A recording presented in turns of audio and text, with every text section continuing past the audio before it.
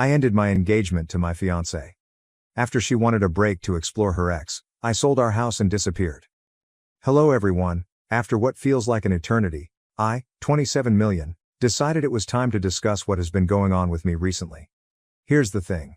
Until lately, I thought I was marrying the love of my life, Tessa, 26F. We'd been together for 4 years, and for the most part, I thought we were solid. But now I'm sitting here, wondering why I didn't see this coming sooner. Tessa and I met at a birthday celebration, introduced by a mutual friend. She was humorous, confident, and had a no-nonsense approach that I enjoyed. I'd dated previously, but no one connected with me as she did. We hit it off quickly and moved in together after a year. Things felt natural, as if we were all on the same page about professions, marriage, and eventually creating a family. She was a freelance graphic designer, and I worked as a project manager for a technology business, so our schedules were very similar. Life wasn't glamorous, but it was enjoyable. We had been discussing getting married for a time, but it wasn't until last year that I proposed. Nothing fancy, just a simple supper at home for the two of us. Tessa seems thrilled. She cried, hugged me, and agreed. That night, we began to envision our future. A fall wedding, a limited guest list, and this charming little site by the lake. It seemed like everything was falling into place, or so I thought. The initial red flags were little and evident. They were little sneaky flaws that I ignored because I didn't want to overthink. For example, Tessa's enthusiasm for wedding preparation faded after a few months. She was all in at first, sending me Pinterest boards, searching through wedding outfits, and asking about small details like whether I preferred tulips or roses for the centerpieces. But suddenly it simply stopped. I'd ask her questions like, "Hey, have you chosen your bridesmaids yet?" And she'd shrug it aside. "Not yet, I'm still thinking about it," she said again. The same thing happened with her clothing, cake, and music. Every decision we'd been so enthused about had become something she wanted to postpone. "There's still time," she'd say. The wedding seemed like an afterthought. At the time, I told myself it was just stress. Wedding planning can be overwhelming, right? Plus, Tessa had a lot going on at work. I assumed she'd snap out of it eventually. What I didn't realize was that her lack of enthusiasm wasn't about the wedding, but about us. The true slap in the face happened one night while we were out with some friends. Someone brought up the dumb TikTok game, which you've probably seen. It's the one where you have to answer personal questions while keeping a straight face and not passing judgment. Everything was going well until someone said, "If you could relive one relationship, which would it be?" Without thinking, Tessa responded, "Oh, probably Dylan." Just like that. Dylan. Her college ex? The person who cheated on her. The moment she uttered that, the room became awkwardly quiet. She giggled awkwardly and attempted to backtrack, saying, not that I'd want to. It's just a significant element of my past." I wanted to confront her right there, but we were among friends, so I let it go. Later, when we were alone, I asked her about it. "What was it about Dylan? Why would you choose to revisit that relationship?" She simply shrugged it off as if it were no big thing. "It was a stupid game, Liam. Don't take it so seriously." She grinned and shifted the subject. I didn't press it because, honestly, I didn't want to start a battle over something that could have been minor. But, deep down, it stayed with me. Following that, her behavior became more difficult to ignore. She was using her phone more frequently, going through her texts with a cheeky little smile. She began creating vague explanations for why she couldn't hang out or why she would cancel plans at the last minute. "Oh, sorry, I just have a lot of work to catch up on tonight," she'd typically remark. Or it may be, "I promised my mom I'd visit this weekend." The justifications were not particularly suspicious, but they were stacking up. It seemed like I had become less of a priority. Then came Friday night, which changed everything. I arrived home from work early, excited to spend the evening with Tessa. I was hoping we might order in and binge watch something, a quiet night. When I came in, however, the atmosphere seemed odd. She was seated on the couch, holding her laptop, but she wasn't working. She was staring at the screen, absolutely unfocused. "Hey, I'm home," I murmured, hoping to relieve the tension. "You're early," she said, as if it were a negative thing. I shrugged it off and went into the kitchen to begin preparing dinner, but the silence in the house was oppressive. Usually, she'd ask how my day was or tell me about her own. What about tonight? Nothing. Finally, I looked around and asked, "Is everything okay?" She shut her laptop and glanced at me. "Actually, there's something I need to talk to you about." And my stomach sank. You know how you feel when you know something horrible is going to happen but you can't stop it?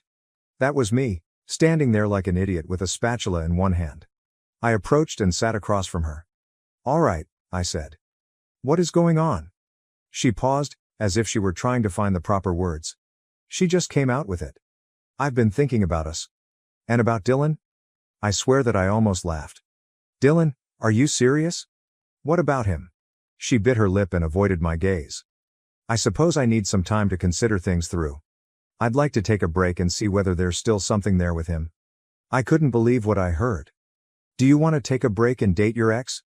Are you out of your mind, Tessa? We've got engaged." "It's not like that," she responded hurriedly, as if she could smooth things up. "I just want to know if I'm making the right choice with you. And if it doesn't work out, I pledge to come back." That's when I discovered how deep her chutzpah was. She assumed I would sit around and wait for her to decide whether I was good enough. Something inside me moved at that very instant. I did not yell or blow up. I just sat there staring at her, wondering how the hell I hadn't seen this coming. I wasn't sure how to answer at first. My fiancée recently informed me that she wants to take a break to explore things with her ex, Dylan. What can you say to that? Finally, I asked. "So, what does this break mean to you?" My voice came out more calmer than I felt. She straightened up slightly, as if she had been ready for this conversation. "I believe we need some space to figure things out. I'll take some time to see if my feelings for Dylan are genuine, and you are welcome to ponder on us as well." I couldn't believe the audacity. "Wait," I replied, leaning forward. "You're saying you need to date your ex, but I need to reflect on us? What kind of backwards logic is that?" Tessa sighed, as if I were the one acting unreasonable. "It's not about you doing something wrong, Liam. This is about me figuring out what I need." She seemed to have practiced this. The way she spoke, the way she avoided eye contact, it was as if she had already decided this was going to happen and simply wanted me to accept it. "You know this sounds insane, right?" I muttered. "You don't just put your fiancé on hold while you go play what if with some guy who treats you like garbage." Her face tightened, and for the first time, I realized how stubborn she could be. "I'm not asking for permission, Liam, I'm telling you what I need." That one landed differently. I wasn't just sad anymore, I was angry. I stood up and began pacing, hoping to calm myself down. "So what, Tessa? You're just going to pack a bag and head over to Dylan's place? Is that your big plan?" "No," she insisted. "It's not like that, I don't know what it looks like yet, but I need clarity before we move forward. I owe it to myself to know I'm making the right decision." "You owe it to yourself?" I asked, laughing cruelly. "And what about what you owe me?" "We're engaged, Tessa. We're supposed to be building a life together, and now you're telling me you need to test drive your ex to make sure I'm good enough?" "I never said you weren't good enough," she replied, her voice rising. "But if we're going to spend the rest of our lives together, I have to be certain. And right now I'm not." That was it. She wasn't simply interested in exploring things with Dylan, she was also unsure about me. Even after 4 years together and all of our plans, she was still unsure. It struck me all at once. She hadn't realized how painful and stupid her plea was. She believed this was reasonable, that I'd just sit there while she figured out whatever foolishness was going through her head. I stopped pacing and glanced at her, really stared at her. "You know what?"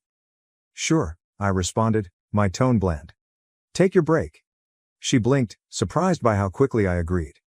"Liam, I'm not trying to hurt you. I need space to figure things out." I nodded and kept my expression bland. "All right. If that's what you need." She paused, as if she expected me to argue or fight for her. When I didn't, she stood up, took out her laptop, and murmured, "I'll stay at my mom's for a bit. This isn't forever. We'll talk when I've had some time." "Okay," I replied simply. She looked at me, wondering how to answer, and then disappeared into the bedroom. I could hear her moving around and throwing items into a bag. I remained calm on the couch, but my mind was already turning. If she really wants a break, that's okay. Let her have it. Several minutes later, I heard the front door close.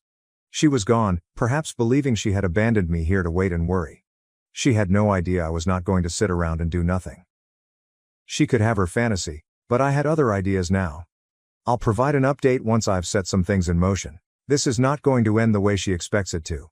Update 1. Thank you for your feedback and suggestions on my last post. A lot has happened this week, and I'd like to report how things are going. First and foremost, I want to thank everyone in this community for their wonderful support. Many of you mentioned that I don't just sit around waiting, and you were correct. I've been busy putting everything into motion. First, I called my pal Noah. He's been my best friend since college, and he's not the type of man to sugarcoat things. After hearing the full story, he brought over pizza, and we spent the entire night scheming. Dude, you realize she's going to try to crawl back once things don't work out with Dylan, right? Noah reminded him. He was correct, of course. The more we talked, the more obvious it became that I needed to be proactive. This was not about vengeance, it was about regaining control of my life. I began with the house. Tessa doesn't seem to recall that it's entirely in my name. She loves to act as if it's our home, always talking about the curtains and paint colors she chose, yet I'm the one who pays the mortgage. I phoned a realtor first thing Monday morning. The realtor came by to see the property, and we decided to list it right away. The market in our neighborhood is now hot, and we already have several potential purchasers. Tessa has no idea. She probably believes I'm sitting here in our shared home, waiting for her to sort out her feelings. The next step was to gradually remove her from my life. You remember the Live Laugh Love placards she insisted on putting up? Gone. Did she have to have those beautiful throw pillows? Donated. Her clothing and personal belongings that she left behind? I carefully packaged them all up.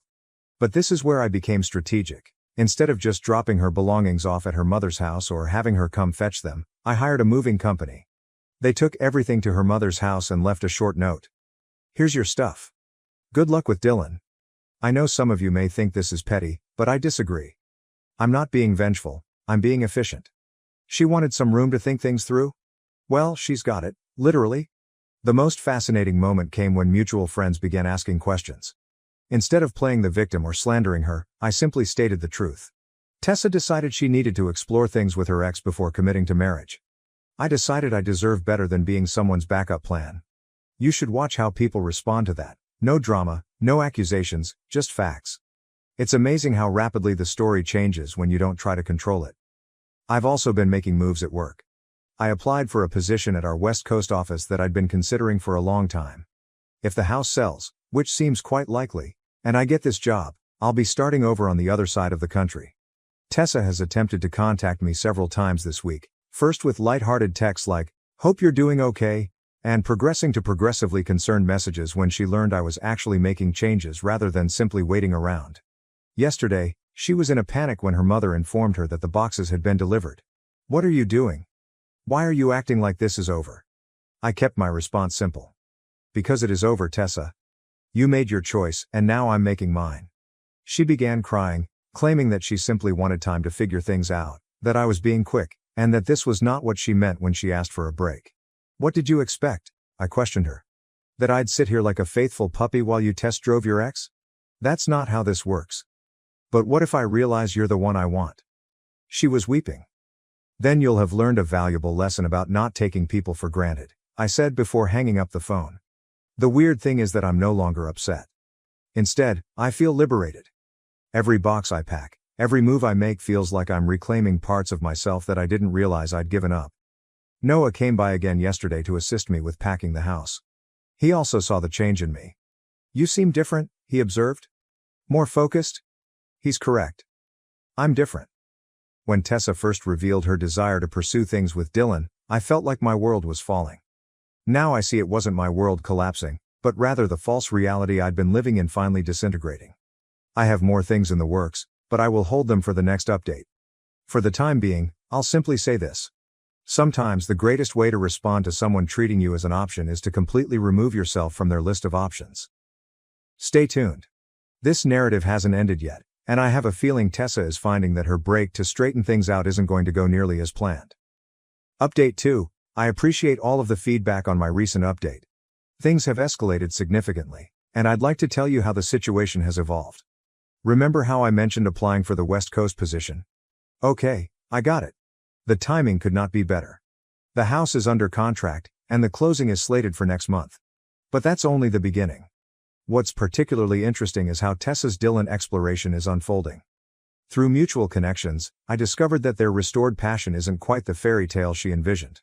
Apparently, 4 years haven't changed him much. He's still the untrustworthy guy who cheated on her in college. But here's when it gets good. Tessa has attempted to control the narrative on social media.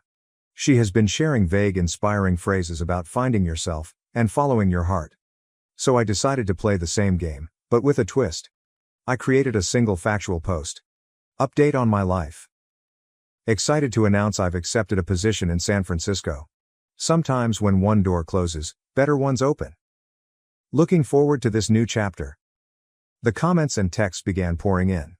People congratulated me, inquired about the relocation, and, of course, wondered about Tessa. I kept my answers basic and honest. We're no longer together. She wanted to explore other options, so I'm exploring mine too. This set off a fantastic chain reaction in our social circle. Remember those friends who weren't sure about the situation? Watching me handle this with grace as Tessa shares cryptic relationship quotations completely changed the atmosphere. Then came the professional consequences. Tessa's freelance design employment is primarily based on recommendations and networking. Sarah, 29F, a mutual contact in the computer field who used to refer many clients to Tessa, contacted me. I need to know what happened, Sarah explained over coffee. Tessa's telling people you're having a temporary separation to grow individually, but something feels off. I shared Sarah Tessa's note about wanting to date Dylan. Sarah's look said it all. She did not believe it. By the end of the week, numerous potential clients had pushed back their projects with Tessa, not because I said anything nasty, but because, honestly, who wants to work with someone who takes commitment so lightly? Tessa sensed the shift. Her texts become more frequent and frantic. Why are you telling people about Dylan? You're ruining my reputation. This isn't fair, I just needed time to think. I answered to the last one. You got what you wanted, time and space, how I spend mine is no longer your concern. Then came the turning point. Dylan, in his wonderful wisdom, shared a photo of them together at the restaurant where Tessa and I had our first date. It was evident she was attempting to recreate our history with him. It was both sad and funny. The post didn't last long, but the damage was done. Our friends witnessed it, and the remaining few individuals who supported Tessa's "Finding Myself" story lost respect for her. Even her own sister contacted me. I'm so sorry about how she's handling this. You deserve better. What is the most satisfying part? I didn't have to be vengeful. I simply lived my life freely and honestly, whereas Tessa attempted to play both sides. The truth has a way of emerging. She visited my office yesterday. Dylan seemed to have already revealed his true colors, flirting with other women, being untrustworthy, a familiar story. She was crying. I made a huge mistake, she cried. I was scared of commitment. I thought I needed to know if there was something better out there, but I was wrong. You're the best thing that ever happened to me. I simply gazed at her calmly. No, Tessa. The best thing that ever happened to me was you showing your true colors before we got married. She attempted to argue, claiming that we could fix this, that she would go to counseling, and that she would prove she could be trusted again. I simply shook my head. You don't get it, do you? This isn't about Dylan anymore. This is about you thinking you could keep me as a backup while you explore your options. That's not love, that's convenience. She left my office distraught, but I felt better than ever. The house closes next week, the majority of my belongings are packed, and my new life in San Francisco begins in a month. The funny thing is that some folks think I'm being overly tough. Everyone makes mistakes, they explain. However, this was not a mistake, it was a choice. There are actually several options available. Each time she texted Dylan. Every time, she lied about where she was. She spent every second planning to put our romance on hold. These were all options. I'll provide another update once the move is complete. For the time being, I'll leave you with this. Sometimes the best revenge isn't getting even, but rather getting better. And this is exactly what I'm doing. Next update. Update 3. Thank you for following my journey. This will be my final update, and I have some interesting developments to report. San Francisco is everything I imagined it would be. My new apartment has a stunning view of the bay, and the tech scene here is fantastic. My new office team is fantastic. It's refreshing to be around people who prioritize growth and innovation over drama. But first, let me catch you up on how things ended back home. The closing went smoothly, and the house actually sold for more than the asking price. It was interesting to see Tessa's reaction after finding out through mutual friends. She didn't believe I'd sold the house until she drove by and saw the new owners move in. Here's where it got really interesting. Remember Dylan? He reached out to me, of all people. He sent me a long message about how he never meant to cause problems and that Tessa had contacted him first, months before she requested the break. Tessa had been planning her little exploration for quite some time. She had been messaging Dylan for months, carefully laying the groundwork for her backup strategy. What's with the irony?